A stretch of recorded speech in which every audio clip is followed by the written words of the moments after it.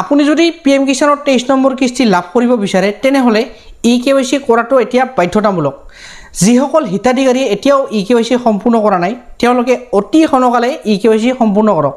যদি আপোনালোকে EKYC সম্পূৰ্ণ নকৰে তেন্তে 23 নম্বৰ কিস্তি ধন আপোনাৰ একাউণ্টত জমা নহব। গতিকে আপোনাৰ নাম হিতাধিকাৰী তালিকাৰ পৰা সাময়িকভাৱে স্থগিত হ'ব পাৰে।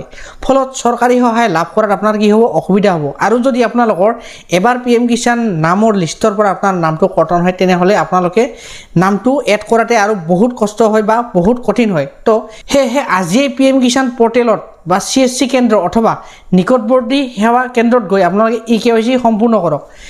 23 নম্বৰ কিস্তি পাবলৈ হলে আপোনালোকে কি কৰিব লাগিব EKYC সম্পূৰ্ণ কৰিবই লাগিব অতি বাধ্যতামূলক। গতিকে যদি আপোনালোকে যিসকল ব্যক্তিয়ে যিসকল PM কিষাণ হিতাধিকাৰী এতিয়ালৈকে PM কিষাণৰ EKYCটো সম্পূৰ্ণ কৰা নাই EKYCটো কৰা নাই আপোনালোকে অতি সোনকালে কৰি লওক।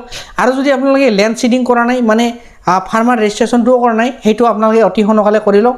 23 নম্বৰ কিস্তি পাবলৈ হলে আপোনালোকে এইটো কৰিবই লাগিব, ফাৰ্মাৰ ৰেজিষ্ট্ৰেশ্যন কৰিব লাগিব, EKYCটো কৰিব লাগিব, এইটো বাধ্যতামূলক হয়। যদি আপোনালোকে নকৰে তেনেহলে আপোনালোকে এই 23 নম্বৰ কিস্তিটো নাপাব। আজি আপোনালোকে কি কৰক EKYCটো সম্পূৰ্ণ কৰি লওক। গতিকে আজিৰ ভিডিঅ'টো এইখিনি আছিল। যদি ভিডিঅ'টো ভাল লাগিল তেনেহলে ভিডিঅ'টো এটা লাইক কৰি দিব আৰু যদি চেনেলটোলৈ প্ৰথমবাৰৰ কাৰণে আহিছে তেনেহলে মোৰ চেনেলটো আপোনালোকে সাবস্ক্ৰাইব কৰিবলৈ নাপাহৰিব, কাৰণ এনেকুৱা ধৰণৰ ইম্পৰ্টেণ্ট আৰু ইনফৰমেটিভ ভিডিঅ' মই আপোনালোকৰ কাৰণে সদায় লৈ আহোঁ। গতিকে আজিলৈ ধন্যবাদ, লগ পাম নেক্সট ভিডিঅ'ত।